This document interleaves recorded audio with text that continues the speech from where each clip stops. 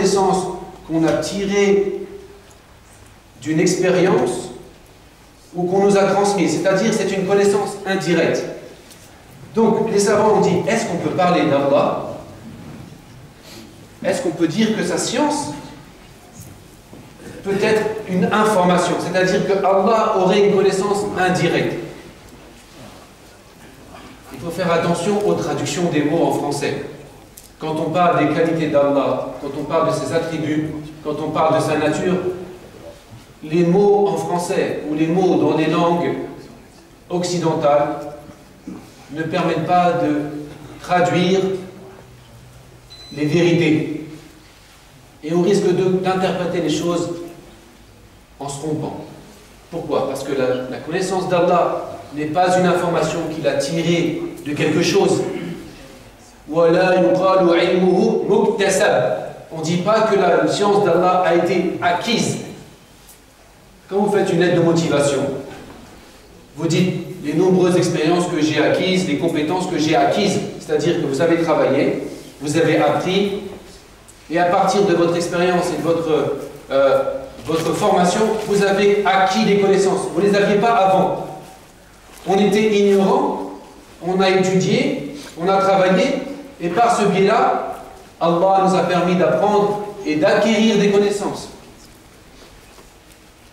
Mais concernant Allah Azza wa Jalla, il ne s'agit pas de ce type de connaissance. Il a une connaissance directe. Il a une connaissance directe. Il n'a pas besoin d'intermédiaire. Il n'a pas besoin d'outils pour connaître. Il n'a pas une connaissance acquise. Il a une connaissance directe. Voilà comment il faut comprendre certains versets, mes frères et sœurs, dans lesquels Allah nous informe. Il nous informe. C'est une information venue du mystère invisible et du ciel inaccessible. Il nous informe qu'il met à l'épreuve les hommes afin de distinguer parmi eux ceux qui agissent de la meilleure façon. Et j'ai dit distinguer. Écoutez par exemple ce verset. Fi Surat al-Kahf, que vous avez peut-être lu tout à l'heure, ou que vous allez lire bientôt, Inch'Allah. قال الله عز وجل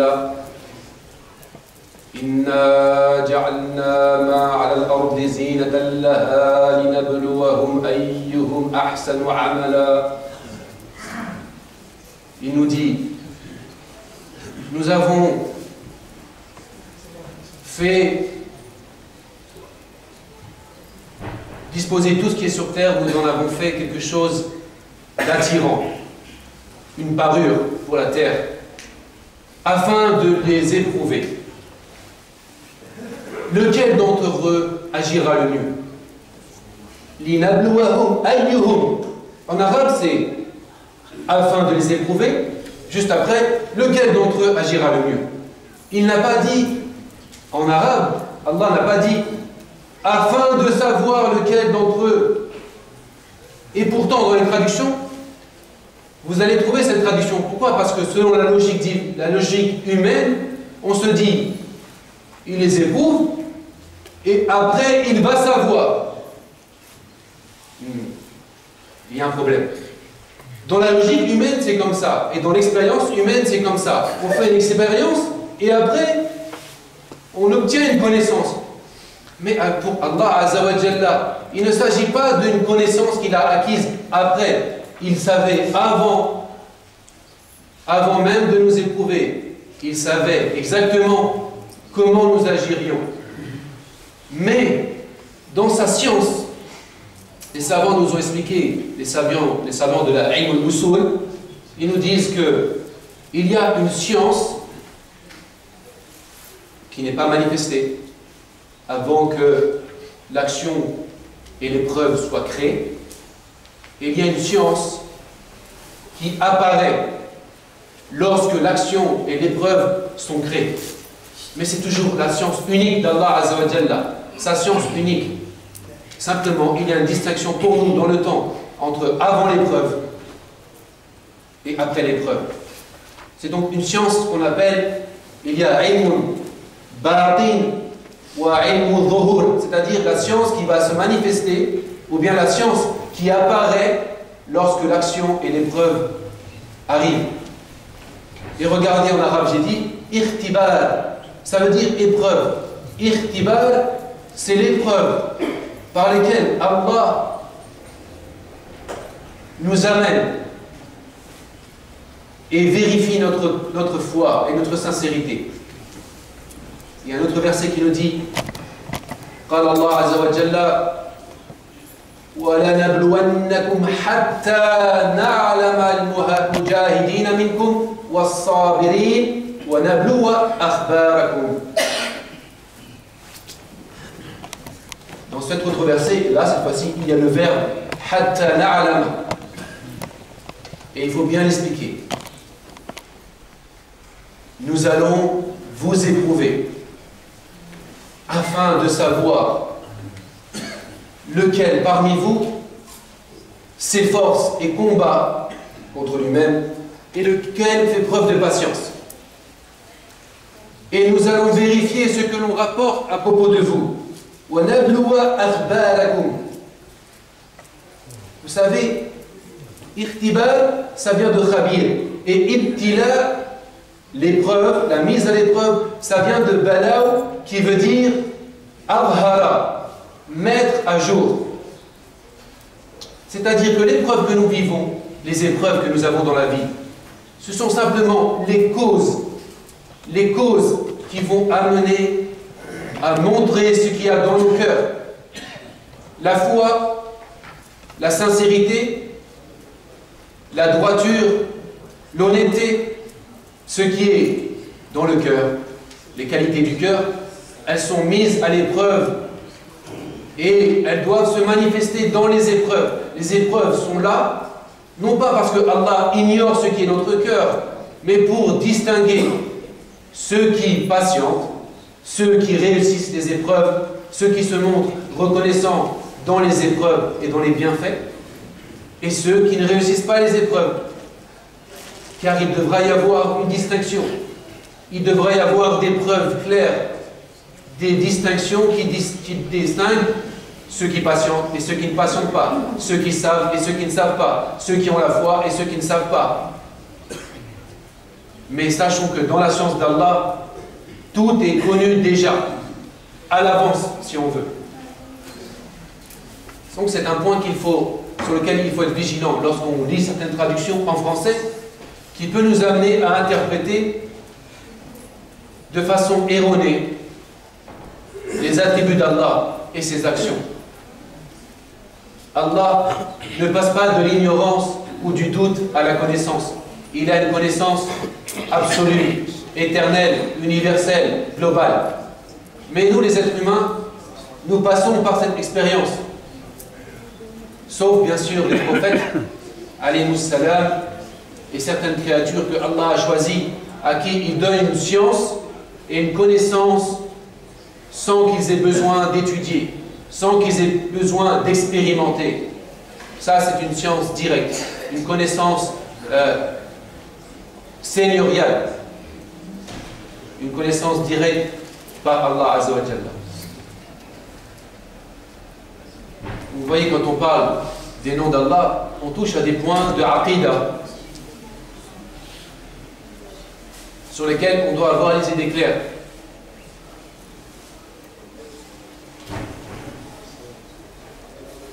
Rappelez-vous dans ce verset ou dans ces versets de Surat Al-Adiyat, la Surat 100, parmi les dernières sourates.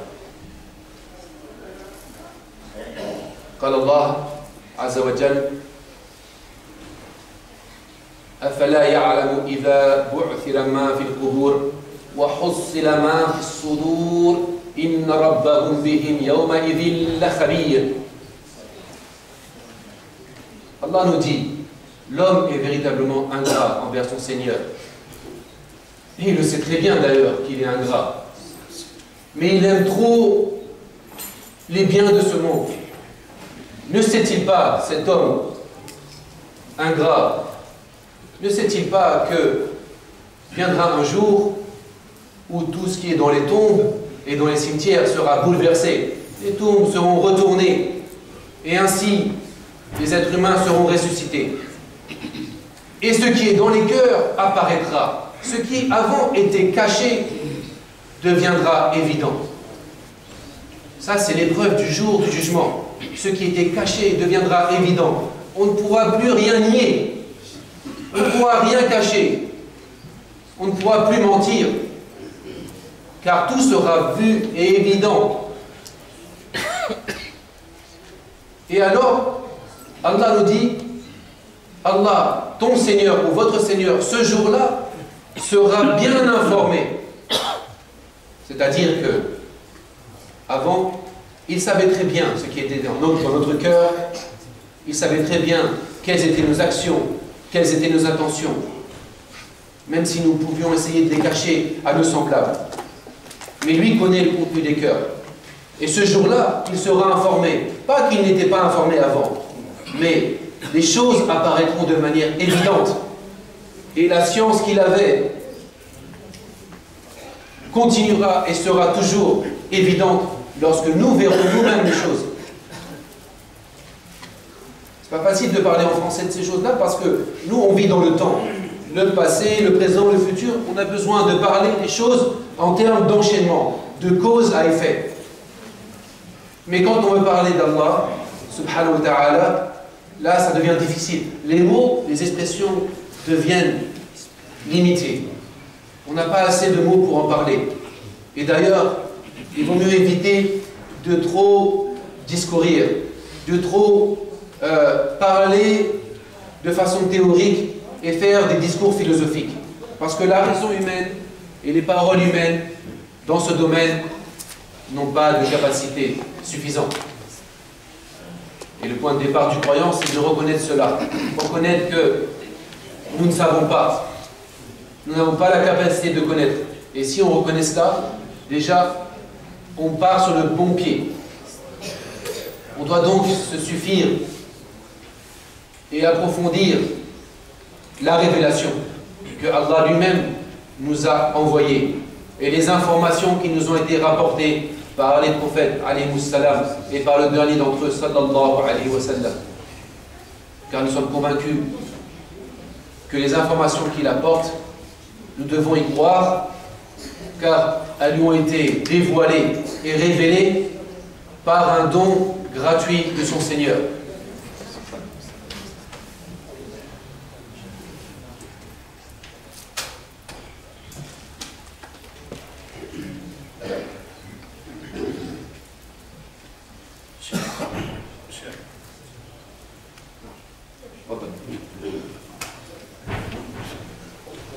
Après l'imam Al-Ghazali, comme d'habitude, il nous explique aussi comment cette qualité, qui est une qualité divine, peut être mise en pratique par les créatures.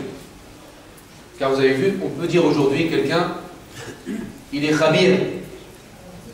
Il est khabir, on ne dit pas al-khabir, mais on dit khabir. Dans un domaine, il est spécialiste, il est expert dans un domaine. Mais bien sûr, aucun être humain ne peut être expert et connaître tous les domaines. Ça, c'est évident. Donc, il nous dit, qu'est-ce que ça veut dire pour l'être humain, être khabir? Et là, bien sûr, on doit faire des distinctions dans les sciences. Celui qui connaît, qui est expert, je ne sais pas, en technologie ou en informatique ou dans un domaine de la science d'aujourd'hui, cette science-là n'est pas comparable à d'autres sciences. Il y a des sciences plus nobles que les autres. Il y a des sciences plus précieuses que les autres. Les sciences précieuses et plus nobles sont celles qui nous rapprochent d'Allah et qui augmentent en nous la crainte d'Allah.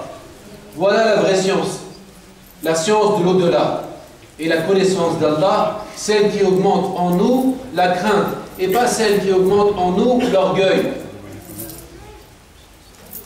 Et donc l'imam Al-Ghazali nous dit, parmi les sciences utiles que l'on peut attacher à la qualité de khabir, ce sont les sciences ou les connaissances qui concernent ce qui est en nous-mêmes.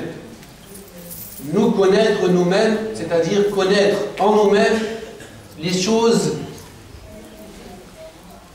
qui sont cachées. Il y a en nous, dans notre âme, on en a déjà parlé, des vertus et des vices, des qualités et des passions. Il y a dans notre âme des côtés obscurs et des côtés lumineux. Il faut connaître cela. Et si nous acquérons cette connaissance, eh bien nous avons une part de cette qualité de khabir. Il nous dit par exemple, حظ العبد من ذلك الاسم أن يكون خبيرا بما يجري في عالمه. Al-Ghazali, parfois, il compare l'être humain avec son corps et son âme et son cœur et son intelligence. Il dit c'est comme un petit monde.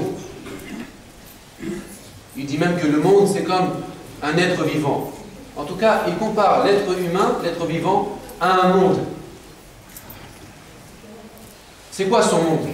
Qalbuhu wa badanuhu, son cœur et son corps. Il y a dans son corps et dans son cœur des choses invisibles qu'il doit connaître.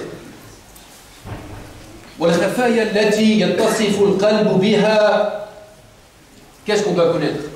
Quelles sont ces khafaya, ces choses qui sont subtiles et cachées en nous-mêmes? Lui va parler des choses plutôt négatives. Al-rish, wal-khiyana, la tromperie qui est en nous-mêmes, la ruse, parfois la malhonnêteté qu'il y a au fond de l'âme, qui essaye d'utiliser et qui essaye de profiter pour elle-même du bien, et qui parfois malheureusement elle l'a en elle-même, mais parfois elle sort une mauvaise action, elle donne une mauvaise action, car le mal vient de l'intérieur d'abord avant de s'exprimer à travers les actes. Il continue par exemple, wa idmaru sharri wa idharul khair. On a au fond du cœur une mauvaise intention, mais extérieurement, on présente une bonne intention. C'est-à-dire ce qu'on appelle l'hypocrisie. Vous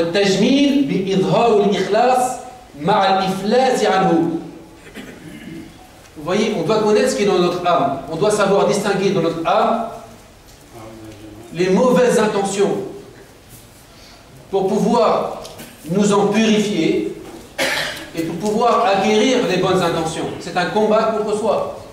On en a déjà parlé. Il y a un combat à mener.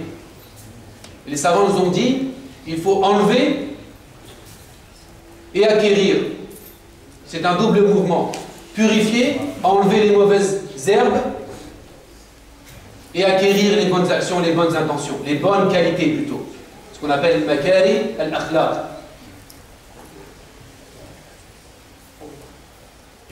Donc il faut apprendre à se connaître dans tous les aspects et pas simplement se suffire des apparences. On ne nous demande pas de connaître ce qui est au fond de l'âme de notre voisin. Quand quelqu'un nous dit quelque chose ou fait une action, parfois on essaye de juger son action en pensant peut-être qu'il a une intention. On essaye de faire le procès des intentions. Mais on n'a aucune connaissance de ce qui est dans le cœur des êtres. Il n'y a que Allah qui sait ce qui est dans le cœur. C'est-à-dire qu'une bonne action extérieurement n'est pas nécessairement motivée par une bonne intention. De même qu'une mauvaise action extérieurement n'est pas nécessairement le fait d'une mauvaise intention. Vous voyez, on ne peut pas juger. On n'a pas la compétence, on n'a pas la capacité et surtout on n'a pas l'autorité pour juger.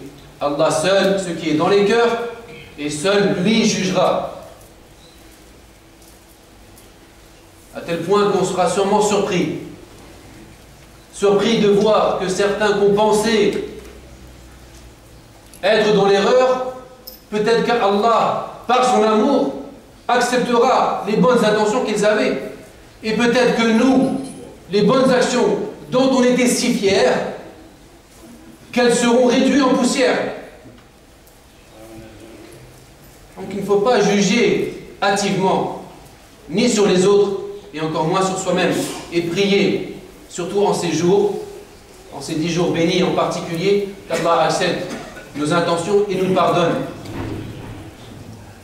Une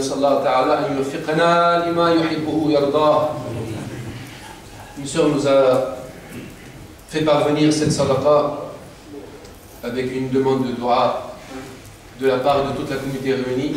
فنسأل الله تعالى أن يتقبل منها ومنا جميعا وأن يجعلها في ميزان حسناتها